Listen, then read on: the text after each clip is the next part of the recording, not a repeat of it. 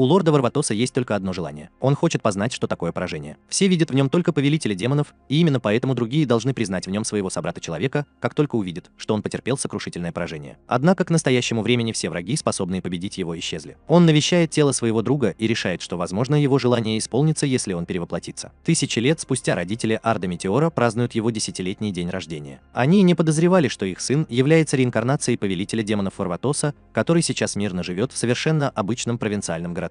Уровень образования и магии в этом мире снизился с тех пор, как он жил, но он снова был благословлен приличным здоровьем, выносливостью и атлетизмом. Так что это ему не потребовалось особых усилий, чтобы овладеть боевыми искусствами. Родители спрашивают его, чем он хочет заниматься теперь, когда ему исполнилось 10 лет. Но у Арта есть только одна мечта. Он хочет найти человека, который не будет смотреть на него со страхом, и завести дружбу на равных. Выйдя на улицу, он видит играющих детей и пристально смотрит на них, призывая подойти и поговорить с ним. Однако дети просто пугаются его пристального взгляда и убегают прочь. Арт не понимает, что происходит, и задается вопросом, есть ли все еще какое-то нескрываемое величие, вторгающееся в их сознание и блокирующее их подход. Таким образом, он решает действовать, а не ждать. Находясь в центре города, он замечает пару девушек, идущих ему навстречу, но его тело начинает трясти. Он никогда не испытывал страха во время своей последней битвы с богами, но сейчас ему кажется, что у него болит живот от беспокойства. Он приседает на корточки от боли, и когда девочки видят его, он пытается одарить их улыбкой. Однако это просто выводит девочку из себя, и все они убегают. Арт кричит им, чтобы они были его друзьями, но это только пугает их еще больше. Он выплескивает свое разочарование на лес, сравняв с землей дерево за деревом с помощью своей магии. В тот же день мэр города сэр Альхайд заметил его настроение и спросил, что его беспокоит. Выслушав его историю, сэр Альхайд обещает научить его очень простому способу заводить друзей. Независимо от того, когда и с кем он общается, он должен просто быть добрым и уважительным. Арт благодарит его за совет и немедленно убегает, чтобы воплотить его в жизнь. С большим уважением и смирением Арт пытается попросить детей по всему городу стать его друзьями. Однако мальчики игнорируют его, в то время как девочки снова убегают от него из-за его странностей. Таким образом, Арт снова вернулся в лес и размышляет о том, не стоит ли ему просто уничтожить весь мир. Монстры пытаются напасть на него, но Арт просто щелкает пальцами и убивает их. Внезапно она слышит крики девочки. Арт взлетает в воздух и направляется туда, откуда доносится этот голос. На поляне он видит девочку, противостоящую древнему волку. Девочка ловко использует магию, чтобы выстрелить в волка. Арт задается вопросом, не вымещает ли девочка свое разочарование на волке так же, как это сделал он. А тем временем дома сэр Алхайд делится своими тревогами за свою дочь с родителями Арт за чашкой чая. Его дочь полностью замкнулась в себе из-за издевательств и сплетен, которым она подвергалась по поводу своей родословной. Отец Арда уверяет всех присутствующих, что его решение переехать туда было правильным, так как в стране гораздо меньше посторонних глаз, чем в королевской столице. Вернувшись в лес, девочка уничтожает волка с помощью своей магии. Ее внешность напоминает Арду о его старой подруге Лидии, и он по ошибке выкрикивает ее имя. Этот шум предупреждает девушку о его присутствии, так что он показывается сам и делает комплименты ее волшебству. Он надеялся сблизиться с ней поближе, но вместо этого выпаливает все это и просит ее стать его другом. Девочка кричит на него, что он даже ни черта о ней не знает, и убегает.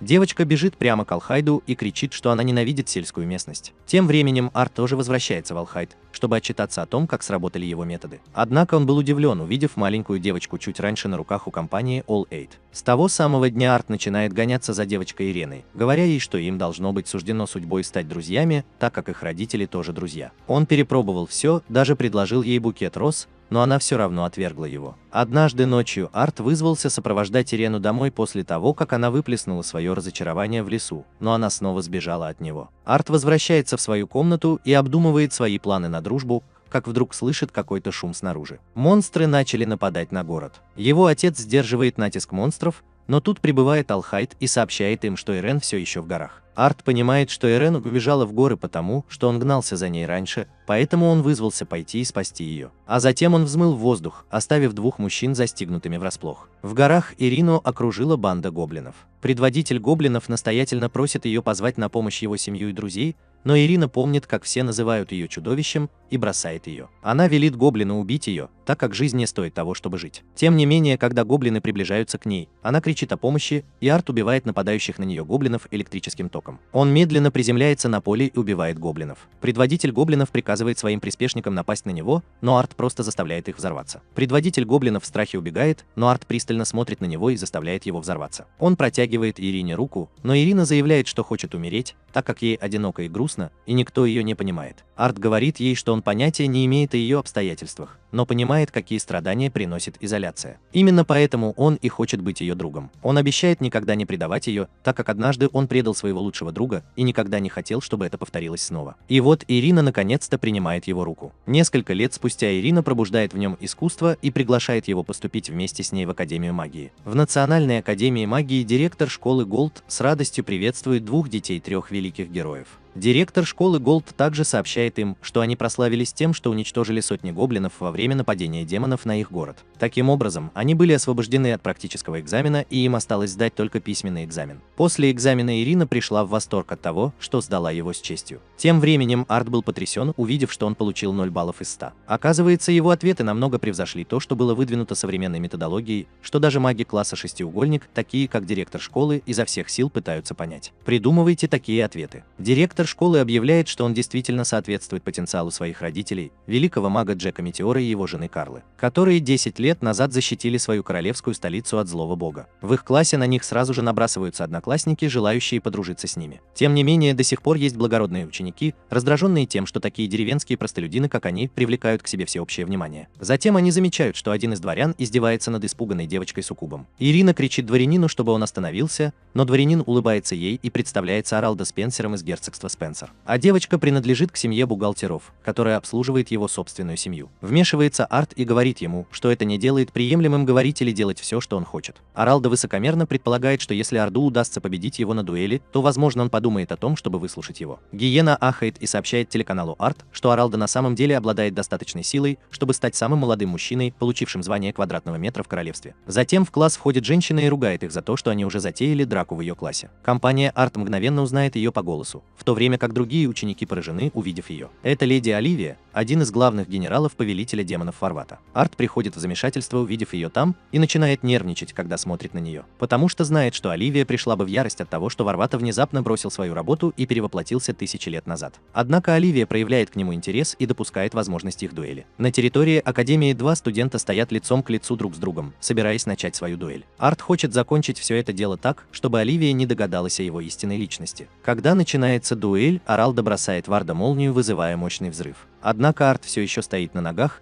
и студенты поражены тем, что ему удалось активировать заклинание Мега-стена без какого-либо заклинания. Аралдо бросает в него огненный шар, и когда Арт снова отклоняет его, он хвалит его за то, что он выдержал свою мега-вспышку. Однако Арт подумал, что это была всего лишь обычная вспышка. Затем Аралдо создает шквал огненных шаров, поражая студентов тем, как он создал гигантскую вспышку. Арт в очередной раз размышляет о том, что это всего лишь последовательные обычные вспышки, поэтому он решает показать всем, что такое настоящая гигантская вспышка. Над Ардом появляется огромный столб огня, и он направляет всю его ярость на Иралда. Когда вокруг него полыхает огонь, Иралда признает свое поражение и приносит извинения. Арт отменяет заклинание и подходит к Иралда. Он предупреждает его, что теперь, когда он увидел настоящую гигантскую вспышку, ему лучше больше не повторять ту же ошибку. После боя Оливия комментирует, что он просто не использовал гигантскую вспышку раньше. Так что это объясняет, что он также создал мега-стену вокруг Иралда, чтобы защитить его от огня. Все были поражены, так как оказалось, что использование двойного броска – это утраченный навык. На следующем занятии Оливия приводит их в соседнее подземелье. Когда им приказывают объединиться, толпы людей окружают Арда и Ирину, но вместо этого они решают повеселиться с девушкой-пулей, которая появилась раньше. Ее зовут Джинни, и она благодарит их за предложение. Что касается их класса, то их цель состоит в том, чтобы заполучить шкуру черного волка, плюсового монстра ранга В. Они сталкиваются со стаей таких волков,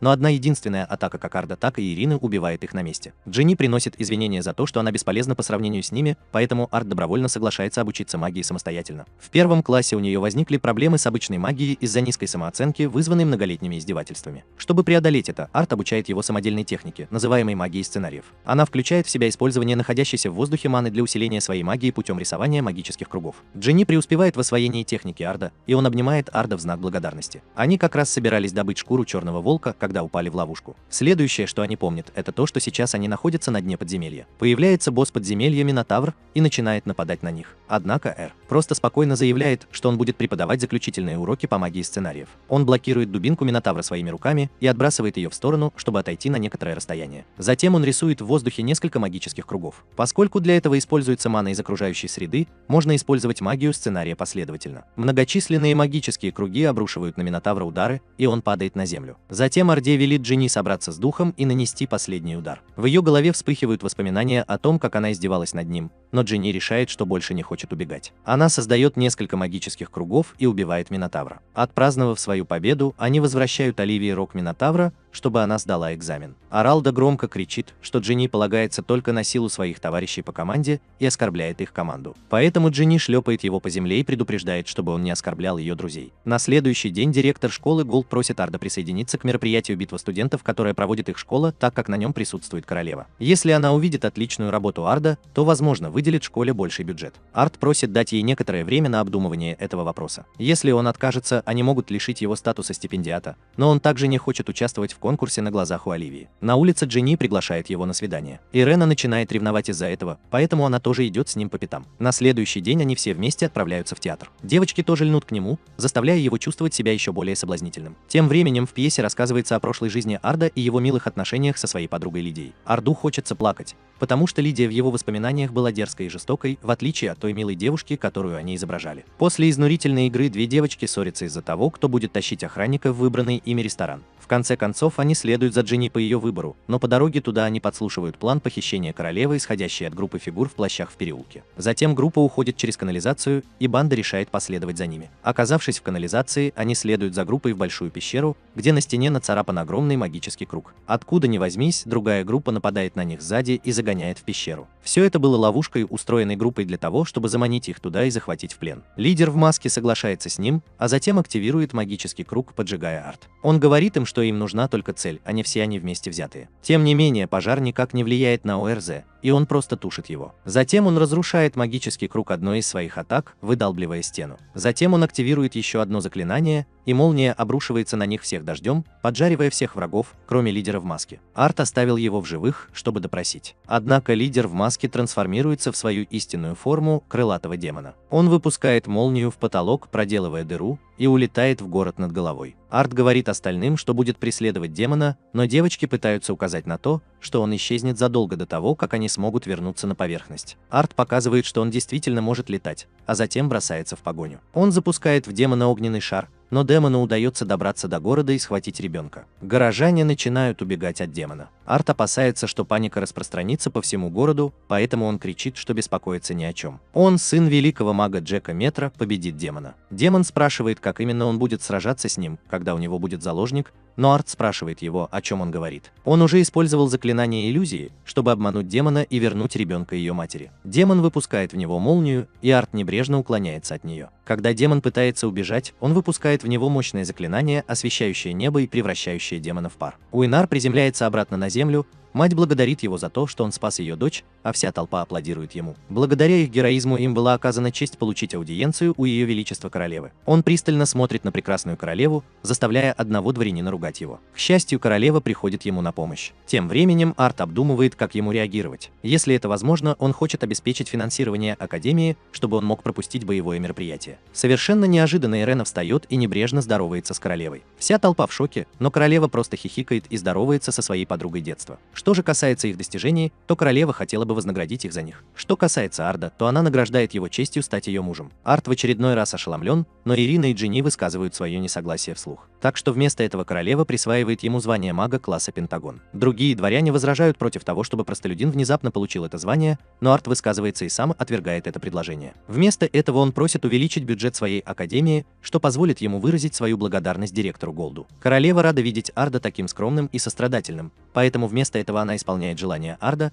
а также присваивает ему и Ирине классный чин Пентагона. Чтобы подавить возражение дворянина, она заставляет Арда и Ирину присоединиться к тени королевы, спецназу, который подчиняется непосредственно ей. Что касается Джинни, то она получила класс треугольник. Где-то в переулке города таинственные фигуры проводят еще одну встречу. Они согласны с тем, что искусство простолюдина является исключительным, но они решают, что он все равно не может сравниться с монстром, которому они служат и который надеется уничтожить весь мир. В школе девочка в очередной раз признается Арду в своих чувствах, что происходит с Ардом все чаще и чаще. Когда он отвергает ухаживание девушки, девушка пытается физически соблазнить его, и, к счастью, появляется Ирина, и ее ядовитый взгляд отпугивает девушку. Ард пытается поблагодарить Ирину за ее помощь, но она просто хмуро смотрит на него и уходит. В своем кабинете директор школы Голд беседует с преподавателем профессором Джессикой о ситуации, в которой оказалась Ард. Профессор Джессика спрашивает директора школы Голда, в чем проблема, ведь Ард уже обеспечила себе увеличенный бюджет. Но директор школы Голд признается ей, что он надеялся использовать это боевое мероприятие для для того, чтобы продемонстрировать свои способности другим профессорам и преподавателям искусства штата в качестве профессора школы. Профессор Джессика уверяет директора школы, что она найдет способ убедить Арта в этом. Позже тем же вечером Арт размышляет над тем, как сделать так, чтобы Ирина перестала расстраиваться. Пока он размышляет, приходит Дженни и показывает ему свою новую одежду, очень откровенную пижаму. Она также заметила, что Арт пользуется популярностью у девочек, но это нормально, так как для нее они могли бы просто разделить его с кем-нибудь. Однако она хотела бы быть с ним в первый раз, поэтому она решает быть с ним немного более агрессивной. Тем временем Ирина находится в своей комнате и сожалеет о том, как она вела себя ранее в тот день. Она открывает свой шкаф и начинает искать какие-то вещи. Вернувшись в комнату Арда, Дженни спрашивает Арта, не хочет ли он это сделать. Когда Арт не ответил, она использовала свои способности суккуба, чтобы парализовать его. После этого она толкает его на кровать и подходит к нему вплотную. Однако их разговор внезапно прерывается, когда в комнату врывается Ирина. Она собиралась извиниться перед Ардом, но затем была потрясена, увидев Арда и Дженни вместе в постели. Она покраснела и начала швырять в Арда всякой всячиной. К счастью, Дженни остановила ее и спросила, почему она пришла сюда в таком наряде. Ирена признается, что мама Арда научила ее тому, что ей просто нужно надеть неприличный наряд, чтобы мальчики приняли ее извинения. Она также начинает обвинять Дженни в том, что Арт внезапно прославилась среди девочек. С тех пор, как Дженни начала флиртовать с ним, все девочки последовали ее примеру. Однако Дженни огрызается в ответ, что она просто винит в своих собственных неудачах других людей. Когда их спор разгорается все сильнее, они просто решают разрешить его дуэлью. Тем временем Арт ругает их за то, что они поссорились друг с другом. Он заставляет их извиниться друг перед другом и запрещает дуэль. Затем в комнату врывается профессор Джессика, которая подслушивает весь их спор. Она предлагает им, что если они не могут участвовать в дуэли, то могут просто принять участие в сражении. Таким образом, даже Арт не сможет жаловаться. Мало того, если они хорошо выступят на этом мероприятии, то собственные планы профессора по превращению Арта в инструктора увенчаются успехом. Поскольку обе девочки проходят обучение в компании Арт,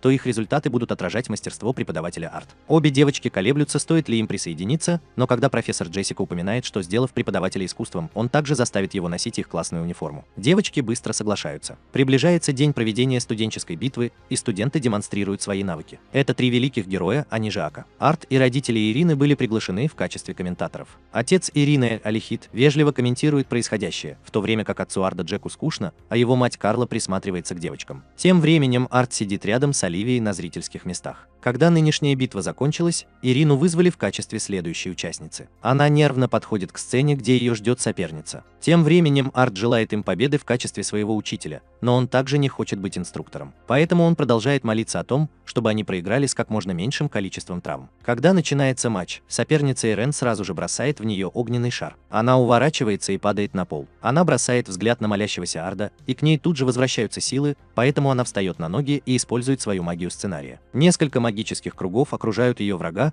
и она поражает ее электрическим током, лишая сознания и выигрывая бой. Уходя, она проходит мимо Дженни, которую подбадривает в надежде, что они договорятся о своих матчах в финале. По мере того, как битва продолжается, Ирена и Дженни медленно поднимаются по служебной лестнице. Таким образом, они действительно встретятся в финале турнира. С трибуны комментаторов Алихиди вспоминает, как у ее дочери было такое одинокое детство. К счастью, появился Арт, который помог ей вырасти и стать лучшим магом. 2 девочки встречаются в середине сцены. Когда начинается матч, со зрительских трибун внезапно встают многочисленные фигуры в плащах. Затем они внезапно раскрывают свой истинный облик демонов и начинают крушить все вокруг. По всей арене разливается столпотворение. Прибывает профессор Джессика и сообщает Арду и Оливии, что арена не единственное место, подвергшееся нападению. Таким образом, им нужно разделиться, чтобы Арт и Оливия помогали друг другу в другом месте, пока она разбирается с теми, кто находится на арене вместе с Ириной и Дженни. Родители Арт и все Хайды также вызвались добровольно помочь Арту выбраться оттуда. Ирина и Дженни сражаются с демонами прямо посреди арены. Когда Дженни вот-вот должна была быть захвачена демоном, Ирина спасает ее и заявляет, что они не могут проиграть, потому что им все равно нужно урегулировать свой матч. Перед 2 девочками внезапно появляется аномально большой монстр в виде гигантского каменного голема, который затем превращается в алмаз. Они попытались атаковать его вместе, но их магия не возымела никакого эффекта. Когда голем приближается к ним, появляется Алихде и использует ветер, чтобы расколоть и разнести голема на миллион кусочков.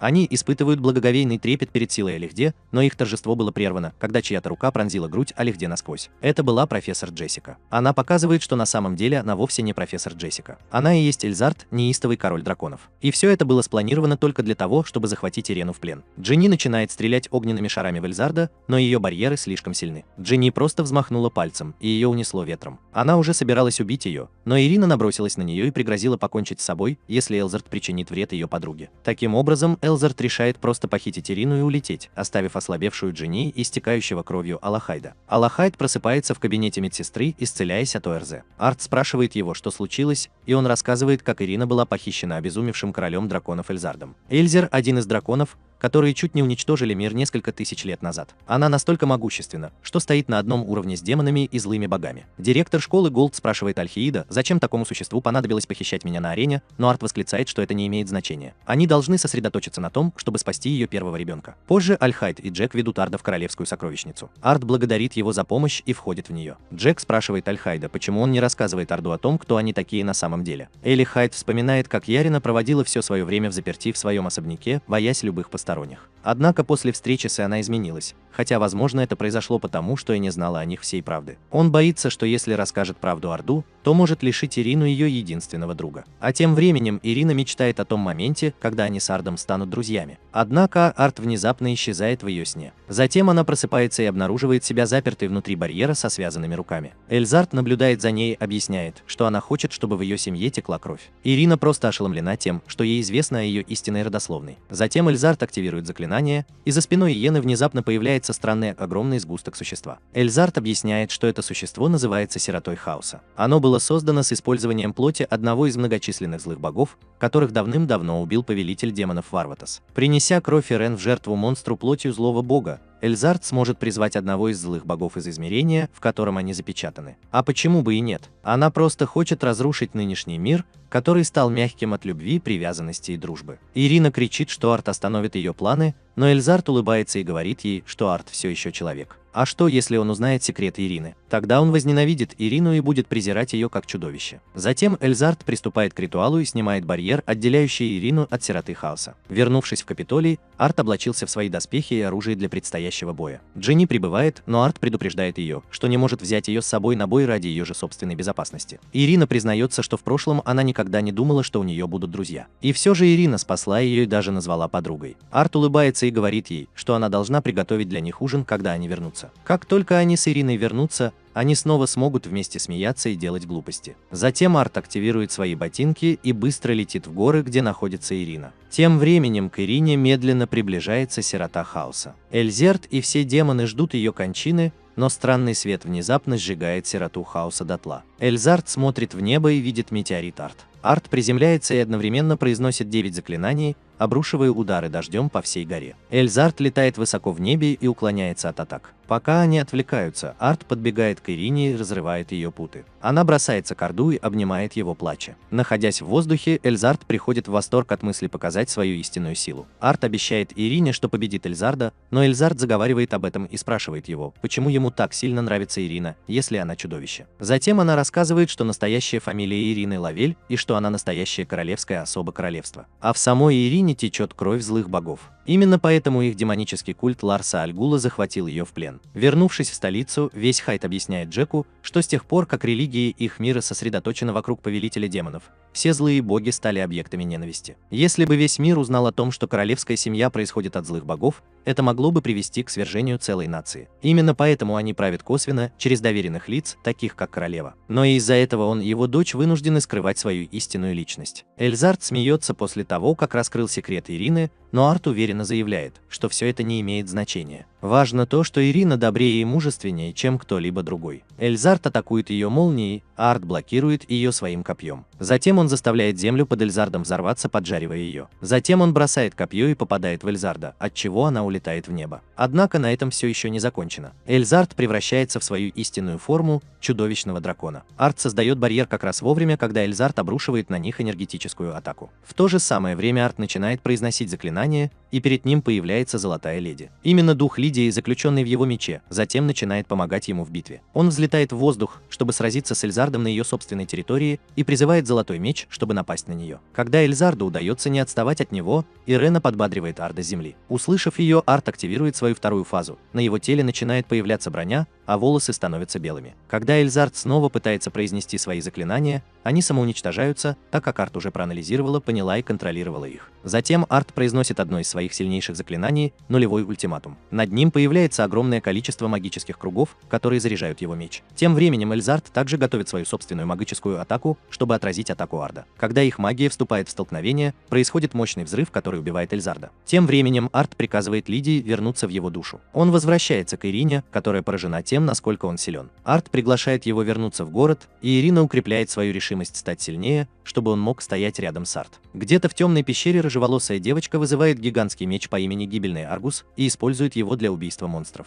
Затем она замечает, что стала достаточно сильной, чтобы помочь своей старшей сестре Лидии. Направляясь к выходу, она задается вопросом, не переусердствует ли она, оставаясь в подземелье для тренировок в течение 3 лет. Когда девочка добирается до города, она поражается тому, как сильно все изменилось всего за 3 года. В магазинах продавались новые товары, люди были одеты по-другому, и странный автомобиль чуть не сбил ее. Пока она размышляла о том, что же случилось с их войной со злыми богами, странный мужчина в маске приветствовал ее из переулка. Этот мужчина знает, как ее зовут Сильфи, и рассказывает ей, что на самом деле она тренировалась в течение последних 3000 лет. Оказывается, что время течет совершенно по-разному в подземелье, в котором она тренировалась, а затем во внешнем мире. Прогуливаясь с этим мужчиной, Сильфи пытается спросить его, кто он такой, но он просто рассказывает, что служил лорду Варватосу вместе с Лидией 1000 лет назад. Она радостно спрашивает, как у них дела сейчас, но мужчина отвечает ей, что Варватос умер давным-давно. Однако его душа снова воплотилась в этот мир и наслаждается жизнью под именем Арт Метеор. Если Сильфи хочет узнать, что случилось с ее старшей сестрой Лидией, то ей лучше спросить об этом у него. В школе директор Голд проводит встречу с Ардом и его друзьями, на которой он объясняет им, что их академия планирует провести школьный фестиваль на следующей неделе. Они будут устраивать шоу, а также турнир по битве Короля Мечей. Он не будет заставлять их участвовать в турнире насильно, но директор школы желает, чтобы они приняли участие в этом шоу. Ард спрашивает 2 девочек, хотят ли они этого, и они взволнованно соглашаются. И, наконец, директор школы Голд объясняет им истинную причину, по которой он хотел встретиться с Ардом. Они получили письмо с угрозами, в котором требовали отменить школьный фестиваль. Еще больше их беспокоит то, что это письмо сделано из человеческой кожи. Письмо было подписано представителем культа демонов Ларсом Альгулом. Причина, по которой он надеется, что Эр присоединится к шоу и будет патрулировать территорию школы, заключается в том, что он может отразить эту угрозу. Конечно же, мисс Оливия тоже поможет ему, и она уже набирает людей, которые могли бы помочь. Арт и девочки возвращаются в свой класс,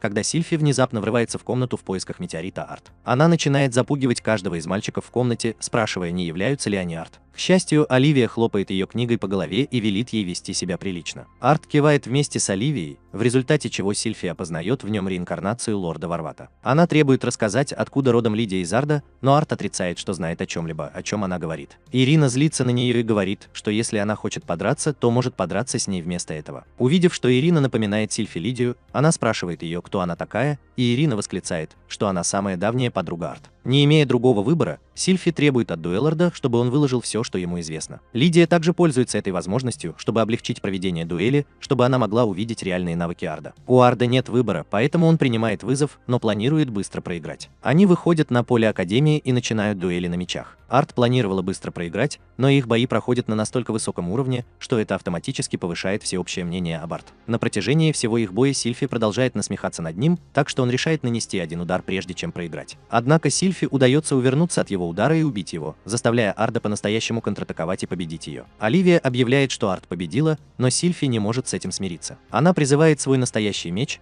уничтожает Аргуса и нападает на Арда. Арт отклоняет атаку, а Сильфи готовится атаковать снова. К счастью, Оливия кричит и останавливает ее. Ее неистовство разрушило окружающую среду, а ее меч рассеивает ядовитую ману, вырубая всех подряд. Она ругает себя за то, что она была безрассудна и позволила своим эмоциям контролировать себя. Сильфи уже собиралась ответить в ответ, но Ирина тоже начала ругать ее. Сильфи видит Лидию по фигуре Ирины и плачет у нее на глазах, извиняясь. Тем временем Арт тоже испытывает чувство дежавю, когда видит, как Ирина утешает плачущую Сильфи, как будто Лидия действительно здесь. Ближе к вечеру того же дня все возвращаются в класс, где планируют обсудить предстоящий школьный фестиваль. Их класс будет руководить постановкой школьной пьесы. Джинни быстро предлагает им разыграть историю повелителя демонов и героя, побеждающим злого бога. К сожалению, их встреча была прервана каким-то шумом, доносившимся снаружи. Это Сильфи избила группу студентов. Ирина собиралась снова отругать ее, но Сильфи заметила, что остальные высмеивали ее за то, что она была простолюдинкой. Ученики высокомерно признают это и даже говорят им, что их благородный класс наверняка заработает больше на предстоящем школьном фестивале. Это провоцирует Ирину на то, чтобы она бросила вызов другому классу и заставила его зарабатывать больше. После их ссоры они возвращаются в класс и возобновляют свою дискуссию. Арт был выбран на роль повелителя демонов,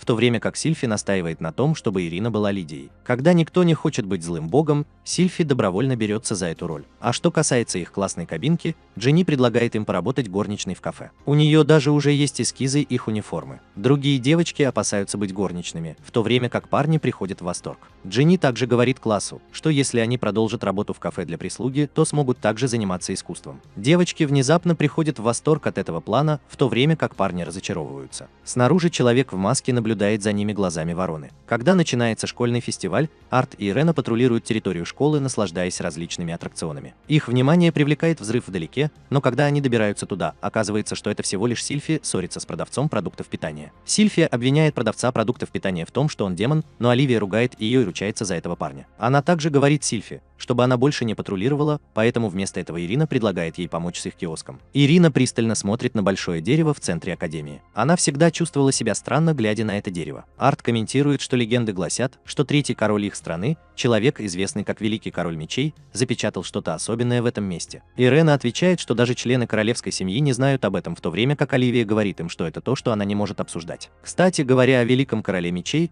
Оливия также объявила, что примет участие в боевом турнире Короля Мечей. Однако она также подала заявку на участие в программе Арт, так что они оба примут в ней участие. Позже Арт посещает их кафе для прислуги, но прежде чем он успевает войти, стена их классной комнаты разрушается, когда Сильфи нападает на кого-то, кто прикасается к ее заднице. Арт парализует мужчину, чинит стену и ругает Сильфи за то, что она зашла слишком далеко. Тем временем Дженни использует свои способности суккуба, чтобы заставить Арда остаться на некоторое время. Внутри все девочки подают ему заставляя его краснеть от смущения. Подходит Ирина и собирается отругать но Дженни останавливает ее. Она говорит ей, что они просто обслуживают Ирина надевает униформу горничной, а затем пытается выгнать остальных, заставляя ее служить искусству. Между ней и Дженни вот-вот начнется очередная ссора, когда школьный диктор объявляет, что начнется турнир по битве Короля Мечей. Завтра. В этом году главным призом будет священный меч Вальгалгулус. Сильфи узнала название меча своей сестры и решила принять участие в турнире. Тем временем Ирена и Дженни тоже решили присоединиться к нему и, наконец, продолжить свой поединок. На следующий день комментатор взволнованно объявляет об участии в нем детей трех великих героев Арда и Ирины. Более того, живая легенда и основательница всего фехтовального искусства Оливия,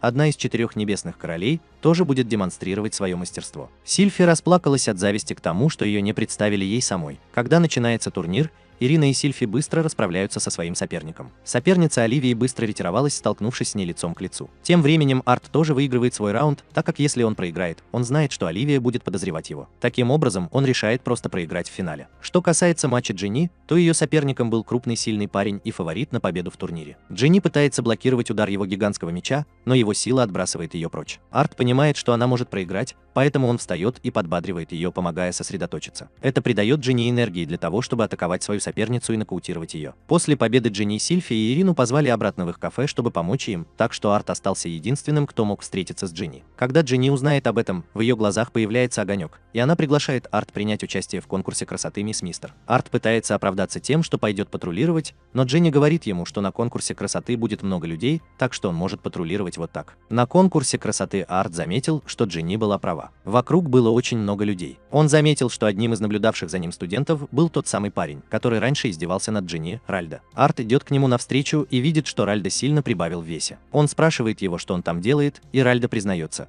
что он здесь просто для того, чтобы понаблюдать. Когда Дженни позвали на сцену, Ральда становится грустной и замечает, что она тоже изменилась. С того самого дня, как она познакомилась с Ардом, она стала сильнее и стала лучше для себя. По сравнению с ней Ральда сокрушается, что он совсем не изменился. Семья Дженни на протяжении многих поколений считала своим долгом служить семье Ральда и защищать ее. Поэтому, когда они были детьми, Дженни всегда была рядом с ним в качестве его опекуна. Однако в детстве у нее всегда плохо получалось все, что она делала. Это заставляло его чувствовать себя так, словно именно он должен был защищать ее вместо этого. И все же, несмотря на то, что он чувствовал именно это, его расстраивало то, насколько медлительной она была. Более того, его отец постоянно твердил ему, чтобы он вел себя как старший сын герцога. Его воспитывали так, что ему внушали думать обо всех, кто ниже королевской семьи, как о муравьях. Это было для него невероятно тяжелым испытанием, поэтому, чтобы отвлечься, он начал оскорблять и издеваться над Дженни. Но сейчас он испытывает облегчение от того, что у нее появился шанс измениться. Он хочет извиниться перед ней, но слишком боится встретиться с ней лицом к лицу. После того, как конкурс закончится, Аралда уйдет. Что касается результатов, то Дженни и Арт победили в конкурсе. После этого они возвращаются в главное кафе, где уже битком набито посетителями. В следующем раунде боевого турнира Арт встретился с Оливией. Оливия чуть не убила Арда, поэтому он активировал свой барьер,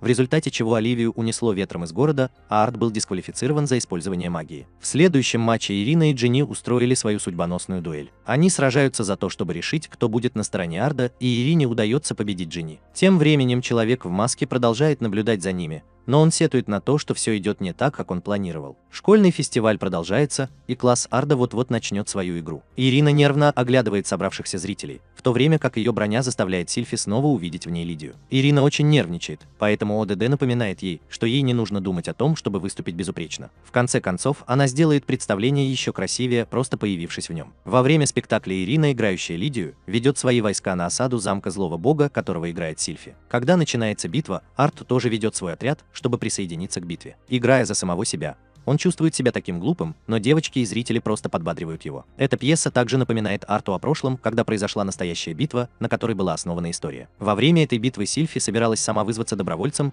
но Лидия возражает и приказывает ей просто вести себя тихо. Позже тем же вечером Сильфи идет поговорить с Варватосом и спрашивает его, считает ли он ее бесполезной. Варватос объясняет Сильфи, что и он, и Лидия действительно признают силу Сильфи. Они просто не позволяют ей добровольно вызваться самой, потому что не хотят ее потерять. Лидия особенно планирует сделать Сильфи своей преемницей. Это удивляет Сильфи, но она еще раз подтверждает свое желание помочь Лидии. Таким образом, Варватос позволяет ей делать то, что ей нравится, и берет на себя всю ответственность за это. Во время следующей битвы Варватос и Лидия сталкиваются со злым богом, который владел священным мечом гибели Аргуса. Злой бог уже собирался напасть на них, но внезапно наступил на магический круг, который тут же взорвался. Под вражескими войсками также появилось еще больше магических кругов, и все они были выбиты из строя. Тем временем Лидия воспользовалась этой возможностью, чтобы напасть на отвлеченного злого бога и победить его. Сильфи ликует с тех пор, как расставленная ею ловушка помогла им выиграть битву. Когда кто-то пытается напасть на нее, у них под ногами появляется еще больше ловушек, которые взрываются. Барбадос спрашивает ее, были ли эти ловушки ее рук делом и где она их расставила. Сильфи улыбается и рассказывает, что она расставляла их в каждом укромном уголке поля боя. К сожалению, это также означает, что у них нет никакой возможности выбраться отсюда, и Варвада ругает ее. После того, как они наконец сбежали с поля боя, уставшая армия Варвада возвращается домой вместе с Сильфи, плачущей от того, что ее наказали. Она напомнила Варватосу, что он обещал взять на себя всю ответственность, так почему же он наказывает ее? Варватос хочет наказать ее снова, но Лидия говорит ему, что она должна оставить все как есть. Благодаря Сильфи в любом случае никто не умер, что случается очень редко. В прошлом, в настоящем, пьеса имела успех благодаря тому, что Арт подхватила ее, когда Сильфи забыла свои реплики. Сильфи замечает в зале беловолосую девушку и пытается окликнуть ее в надежде, что это Лидия. К сожалению, это была всего лишь случайная девушка. Вместо этого перед Сильфи снова предстает мужчина в маске. На следующий день они ждали Сильфи у арены для продолжения боевого турнира. Однако Сильфи прибывает с очень серьезным видом и сообщает Эр, что хочет увидеть его у дерева короля мечей, когда она выиграет турнир. Начинается поединок между Сильфи и Ириной, но после одного быстрого удара карате от Сильфи Ирина падает без сознания. Позже той же ночью Сильфи ждет Арда под деревом короля мечей, держа в руках приз за меч Вела Галгулуса. В каких-то кустах неподалеку Джинни и Ирина наблюдают за их тайной встречей. Джинни задается вопросом, признается ли Сильфи в своих чувствах к Арду, что заставит Ирину захотеть остановить их. Когда Арт наконец прибывает, Сильфи объясняет, что с тех пор, как она приехала, она пыталась решить, действительно ли Арт Варватос. Но сейчас ей так сильно хочется убить ее. Затем она активирует меч, и он поглощает эссенцию дерева. Призом на самом деле стал настоящий священный меч, принесший обет Галгулуса, меч, который так любила Лидия. Это также было то, что было запечатано на древе короля мечей. Затем она призывает свой другой меч, гибельный Аргус. Вооружившись двумя священными мечами,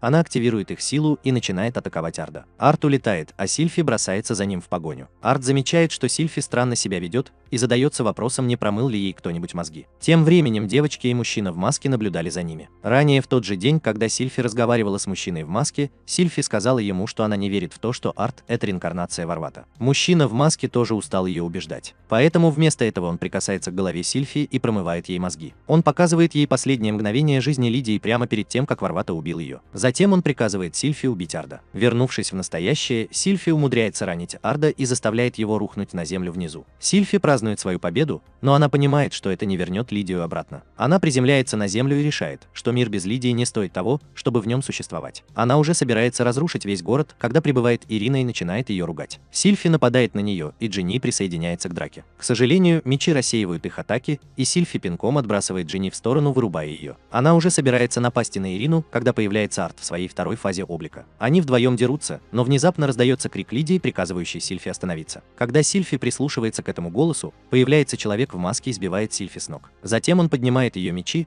но оказывается, что ему не сравниться с Ардом. Вместо этого мужчина решает взлететь в воздух и просто уничтожить всю столицу священным мечом, но тот внезапно реагирует, и он роняет его от боли. Ард объясняет, что священные мечи сами выбирают своих обладателей. Затем он поднимает меч и демонстрирует всю его мощь, разнеся человека в маске одним взмахом меча. Далее из меча появляется дух Лидии, и она прижимает к себе израненное тело Сильфи. Она говорит Сильфи, чтобы она не винила и жила своей жизнью на полную катушку. В академии собираются на экскурсию с Ардом, а девочки играют в карты, чтобы скоротать время. Дженни продолжает рисовать карту «Бешеный король драконов», что приводит ее в такую ярость, что она несколько раз наступает на нее ногой. Тем временем Ард замечает, что у его бывших компаньонов, чемпионки Лидии и знатока магии Виртри, есть свои собственные карты. Но их изображение далеко от их истинной внешности и личности. Внезапно для Арда, Ирины и Дженни время словно остановилось. Они задаются вопросом, что же происходит, но все вокруг внезапно исчезает, и они проваливаются в белую пустоту. Перед ними появляется ребенок и приветствует их как избранных. Ребенок представляет себя кем-то вроде Бога и объясняет, что существует бесконечное множество миров, в которых прошлое и будущее повторяются бесконечно долго. Однако существует некое существо, пытающееся нарушить этот порядок, превзойти эти законы и изменить мир. Встреча этого существа с повелителем демонов сильно потрясет мир Арда, и одно из них исчезнет. Малыш хочет, чтобы Ард и его друзья уничтожили это существо и предотвратили прекращение существования их мира. После того, как ребенок уйдет, Ард и девочки проснутся и обнаружат над собой две луны. Ард приходит к выводу, что они, по-видимому, перенеслись в древние времена. Давным-давно некое событие привело к тому, что одна из лун была потеряна. Это было событие, произошедшее в незапамятные времена. Поскольку Луна в настоящее время находится над ними, то это означает, что они находятся в глубокой древности. Судя по окружающей обстановке, Ард также приходит к выводу, что они находятся в районе Макина империи Вардия. Это великая нация, которой правит повелитель демонов Варватас. Учитывая, что ребенок сказал им, что существо и повелитель демонов встретятся,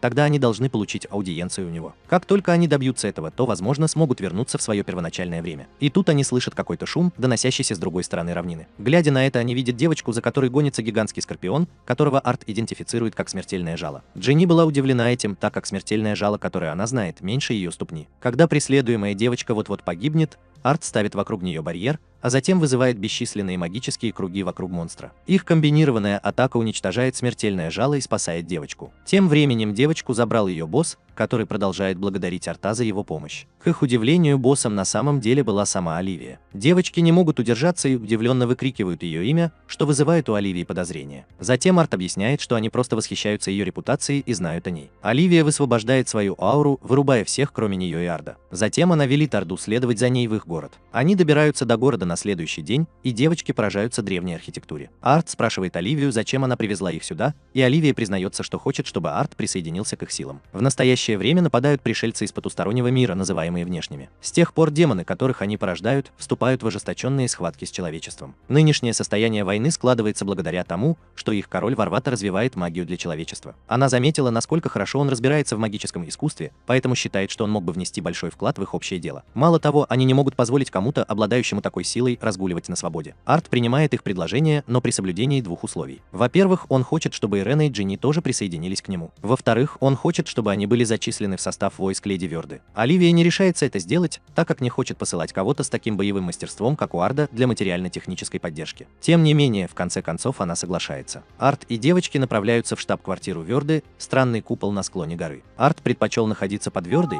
потому что он знает, что это позволит им находиться подальше от боевых действий и будет относительно безопасно для девочек. Внезапно здание перед ними взрывается огненным взрывом. Затем появляется маленькая девочка и начинает хвастаться своим успешным экспериментом. Оказывается, что эта девочка сама Верда, что шокирует и Ирину Дженни, так как она сильно отличается от той, какой ее изображали в свое время. После того, как Верда восстановит здание, они признаются ей, что они из будущего. Это приводит Верду в восторг, и она в конце концов принимает их как своих подчиненных. Затем дверь резко распахивается, Сильфи врывается в комнату и начинает преследовать Верду. Следом за ней в комнату входит Лидия, и у Арта отвисает челюсть, когда он видит ее живой. Ирена и Дженни в очередной раз испытывают благоговейный трепет, увидев живую легенду. Но Лидия начинает проклинать Верду за то, что она не прислала достаточного количества войск поддержки. Таким образом, образом, Верда решает добровольно отправить 3 своих новых подчиненных в армию Лидии. Лидия задается вопросом, о чем она говорит, когда замечает Джинни. Она сразу же начинает флиртовать с Джинни и приглашает ее к себе домой. Арт отталкивает их друг от друга, чем вызывает гнев Лидии. Она вызывает его на поединок, и Арт с радостью соглашается. Они выходят на улицу, в бесплодную пустыню, где вдвоем начинают колотить друг друга кулаками. После долгой потасовки эти двое растягиваются на земле, тяжело дыша от изнеможения. Лидия признает, что Арт сильнее, чем кажется на первый взгляд. Она хочет приказать ему присоединиться к линии фронта, но она также понимает, что у Арда должна быть причина присоединиться к подразделениям поддержки вместе с девочками. Арт спрашивает ее, есть ли у нее способ добиться его аудиенции у Варватоса, но Лидия говорит ему, что ему нужно будет кое-что сделать и завоевать доверие Варвата. На ночь Арт и девочки остаются ночевать на вилле Лидии. Лидия радостно присоединяется к Джинни в ванне, в то время как Арт знакомится со служанкой Лидии Латимой. Арт задается вопросом, сможет ли он все еще оставаться там, даже если он знает, что в конечном итоге ему придется убить Лидию в будущем. На следующий день все они возвращаются в армию, а Арт и девочки находятся в подразделениях поддержки, расположенных далеко от линии фронта. Даже в том случае, если на них кто-то нападет,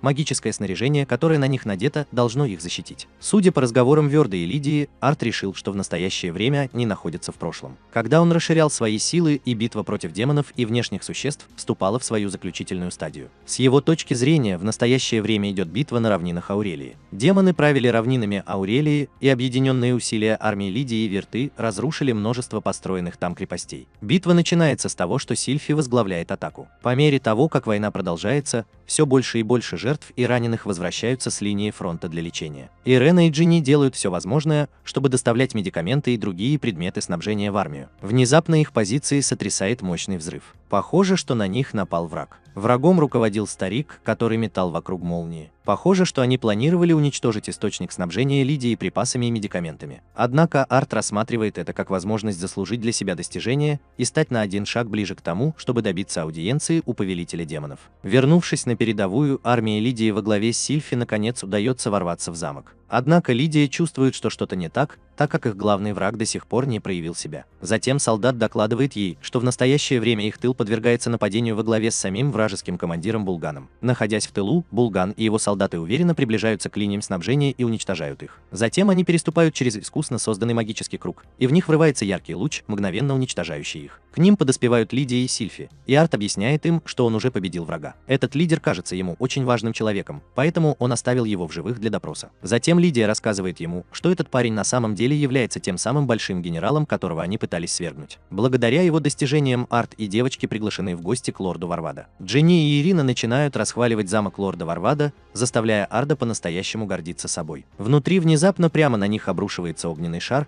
и Арт создает барьер, чтобы блокировать его. Источник огненного шара, длинноволосый мужчина, хвалит Арда за то, что он заблокировал его. Он был одним из 4 небесных генералов, сэра Мелварда. А затем появляется сам лорд Варвадос, и Джинни падает в обморок от его красоты. Он приказывает Эльварда удалиться, а затем здоровается с Артом. Затем они направляются в тронный зал лорда Варвадоса, где все его слуги пытаются предложить ему помощь. А тем временем Ярина и Джинни продолжают петь дифирамбы повелителю демонов. Варвадос спрашивает их, о ком они говорят, и объясняет, что они просто произносят вслух имя, которое, как они слышат, другие люди называют Варвадосом. Оказывается, Варвадос и даже Лидия не знали, что его называют повелителем демонов. Арт находит эту мелочь странной, так как в своей прошлой жизни к этому моменту его уже называли повелителем демонов. Затем Варвадос сообщает, что на самом деле в настоящее время существует еще кто-то, кого называют повелителем демонов, что удивляет Арда еще больше. После встречи с Варвадосом Арт и его группа решают провести встречу в штаб-квартире компании Верта. Они пытаются выяснить, почему в настоящее время существует 2 повелителя демонов. Верта выдвигает гипотезу, что повелитель демонов Арт и остальные знают об этом, и повелитель демонов, которого они знают, это 2 разных человека. Это означает, что история этих 2 миров уже разная. Верда считает, что кто-то мог изменить историю, и это изменение привело к появлению повелителя демонов этого мира,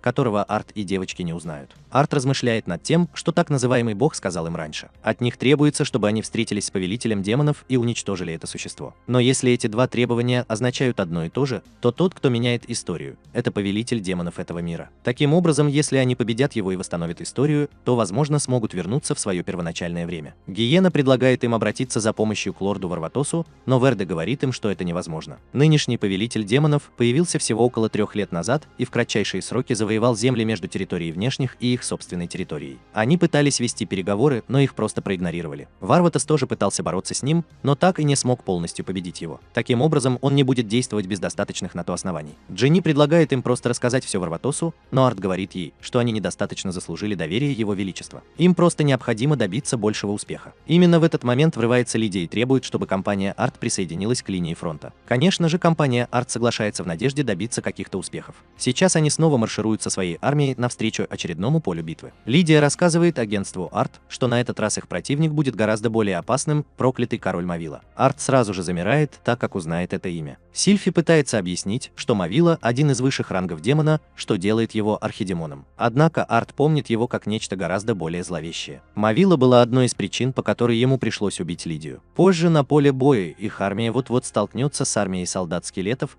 когда Арт создает торнадо и уничтожает их всех. Он хочет быть уверенным, что они выиграют эту битву, и история не повторится до смерти Лидии. Они уже собирались войти во вражеский замок, когда он внезапно загорелся. Они вбегают внутрь, чтобы посмотреть, что происходит, но внезапно из двери вылетает чья-то голова. Это была голова героя фильма «Мавилы. Проклятый король». А затем из замка выходит человек в доспехах. Арт спрашивает его, кто он такой, и он представляется повелителем демонов. Повелитель демонов объявляет войну Варватосу, а затем исчезает в клубах дыма. Вернувшись в замок Варвада, все присутствующие присутствуют на совещании, посвященном повелителю демонов. Некоторые из священников возражают против искусства и присутствия девушки, но Варвада объявляет, что они гости Лидии, внесшие значительный вклад в войну. Затем он объявляет, что с объявлением войны повелителем демонов он решил, что они должны уладить все в течение одного дня. Для этого он мобилизует всю армию, 4 небесных генералов и даже самого себя на поле боя. Арт замечает, что повелитель демонов заявил, что он бессмертен. Так есть ли у Варватоса способ убить его? Варватос подмигивает ему и говорит, что это секрет. Битва начнется через 3 дня, и у них есть только одна цель – победить повелителя демонов и разрушить его замок. Перед началом войны Арт решает остановиться на вилле Лидии, где Латима сообщает ей, что Лидия в настоящее время находится в отъезде и организует свою армию. Арт размышляет о том, как теперь наверняка должна была измениться история. Те, кто должен был умереть, все еще живы, и Лидия тоже не была проклята. Самопровозглашенный бог приказал им исправить историю, но если они просто оставят все как есть, он задается вопросом, умрет ли Лидия все равно в будущем. Чей-то голос резко прерывает его мысли, и повелитель демонов появляется в его комнате. Повелитель демонов говорит ему, что историю бога не так-то легко изменить. В этом случае в действие вступит мощная корректирующая сила, и Лидия в конечном счете умрет. Затем повелитель демонов снимает свой шлем и показывает, что на самом деле он второй человек из другой временной шкалы. Они оба жили как Варватос, и оба возродились как Арт-Метеор. Однако он многое приобрел и в то же время многое потерял. Он указывает на то, что сам Арт еще ничего не потерял. Именно поэтому он выбрал себе имя Арт-Метеор,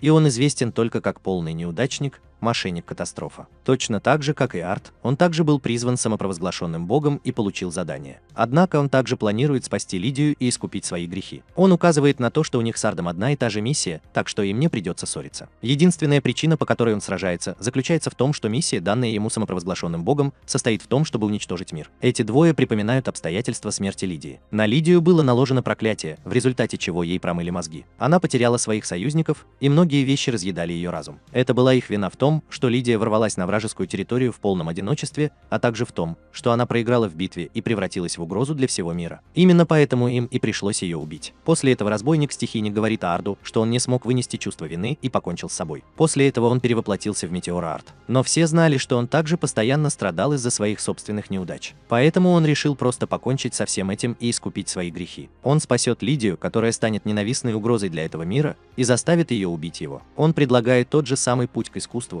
и он уже собирался принять его, когда вспомнил лицо Ирины и Джинни, а также дух Лидии на своем мече. Он колеблется, и разбойник-катастрофа предлагает ему 3 дня на то, чтобы принять решение. А тем временем он будет ждать вас на разрушенной земле. На следующий день Арт и Латима идут в столовую, а Арт все еще размышляет над предложением разбойника-стихийника. Он спрашивает Латиму, чтобы она сделала, если бы ее собственная жизнь была поставлена на карту против жизни Лидии. Но Латима без колебаний отвечает, что она сделает для Лидии все, что угодно. Во время обеда девочки замечают его мрачное настроение, но он настаивает на том, что с ним все в порядке. Тем временем Лидия приглашает его пойти с ней куда-нибудь после обеда, и они проводят это время за покупками, подцепляют девушек и бьют друг друга кулаками. Лидия спрашивает его, прояснился ли теперь его разум, поэтому Арт спрашивает ее, чтобы она сделала, если бы ей пришлось пожертвовать всем ради чего-то ценного, что она потеряла. В ответ Лидия приводит его к каким-то бесплодным руинам. Он спрашивает ее, где они находятся, и Лидия объясняет, что именно здесь были совершены ее самые большие грехи. Когда-то в этом городе жили только демоны. Лидия смогла завоевать его, но простые люди не захотели их слушать. Таким образом, она приказала убить их всех. Если бы они не убили их, то погибли бы их союзники. Затем она делится тем, что на самом деле уже решила умереть. Она не из тех людей, ради спасения которых стоит жертвовать собой. Затем она просит Арднаута изменить способ ее смерти. Когда они возвращаются на виллу,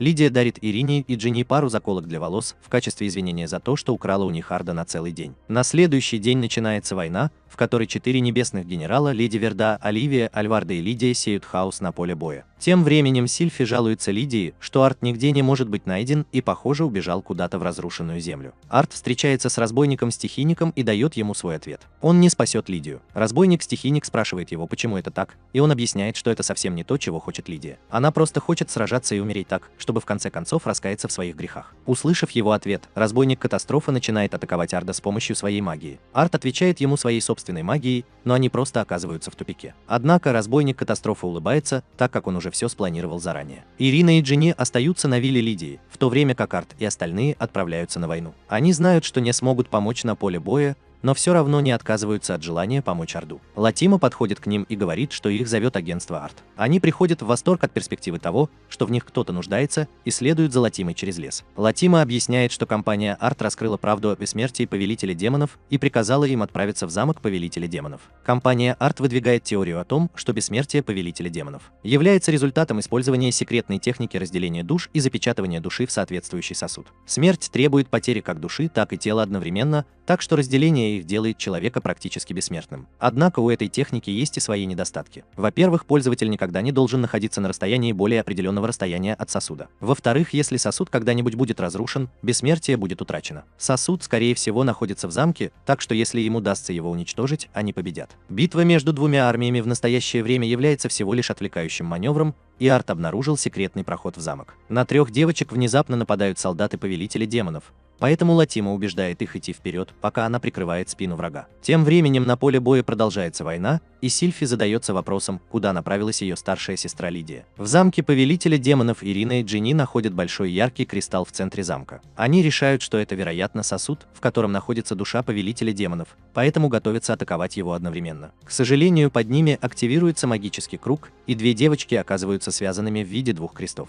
Они пытаются сбежать, но внезапно появляется Латима и говорит им, что сдерживающее заклинание также блокирует их магическую силу. Тем временем ужасная ситуация транслируется прямо перед телеканалом арт-компании Disaster Rogue. Он предлагает освободить девочек, если Арт присоединится к его армии. Даже если Арт отвергнет его, он не причинит вреда этим 2 девочкам. Однако он не уверен в том, что с ними будет, когда армия Варвата подойдет к замку. Ирина спрашивает Латиму, почему она встала на сторону разбойника-стихийника, и Латима объясняет, что все, что она делает, делается исключительно ради леди Лидии. Ирена начинает паниковать, но Джинни говорит ей, что она легко может выпутаться из этой ситуации. Если магия ограничена, то им следует просто использовать обычную магию. Затем 2 девочки используют магию сценарием, чтобы разрушить крест и освободиться от своих пут. Латима, однако, по-прежнему остается невозмутимой и просто призывает своих приспешников. Их битва вот-вот начнется, когда Лидия окажется прямо посреди них. Оказывается, заколка для волос, которую она подарила девочкам, отслеживает их текущее состояние. Лидия просит Латиму остановиться, но Латима заявляет, что она позволит разрушить весь мир, если это будет означать спасение Лидии. Она снова призывает своих приспешников,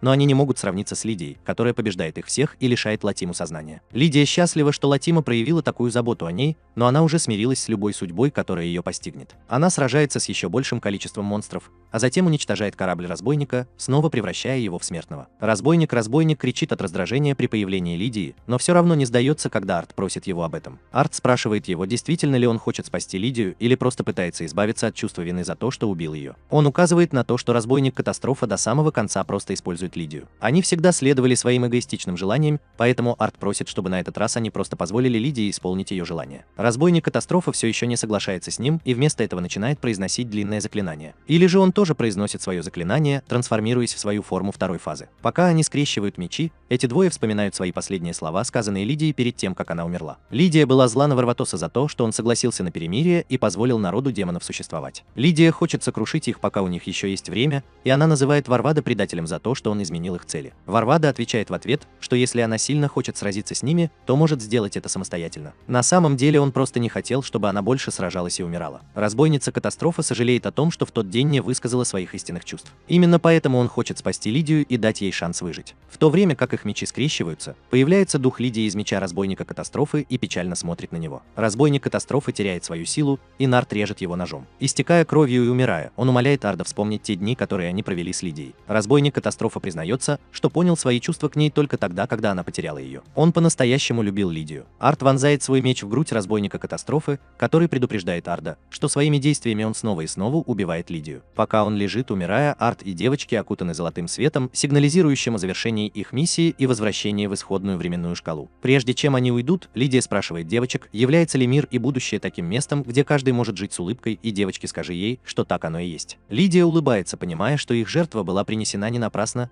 и просит их передать еще одно последнее сообщение в агентство Арт. Вернувшись на поле боя, армия повелителя демонов начинает полное отступление, и Варватас объявляет об их победе. Лидия поздравляет его с победой, а Варватас спрашивает, что случилось с Ардом. Увы, Лидия просто улыбается и говорит ему, что они отправились домой. Тем временем Арду удается снова поговорить с самопровозглашенным богом. Он пытается спросить их, кто они такие на самом деле, но малыш просто обещает, что на данный момент он наш союзник. Прежде чем он уйдет, Ард желает, чтобы они никогда больше не встречались. Затем Сильфи будет Арда и девочек и говорит им, что они уже добрались до места назначения. Оказывается, что они вернулись прямо туда, откуда ушли, на свою школьную экскурсию. Арт замечает, что обе девочки все еще носят заколки для волос, которые им подарила Лидия, показывая, что то, что они пережили, это не просто сон. После того, как они вышли из экипажа, Ирена шепотом передает Арду сообщение, которое передала ей Лидия. Что бы ни случилось, где бы они ни находились, они всегда будут лучшими друзьями. Затем он чувствует, как дух Лидии побуждает его идти дальше, и Арт улыбается, присоединяясь к Ирене и Жене в их школьной поездке.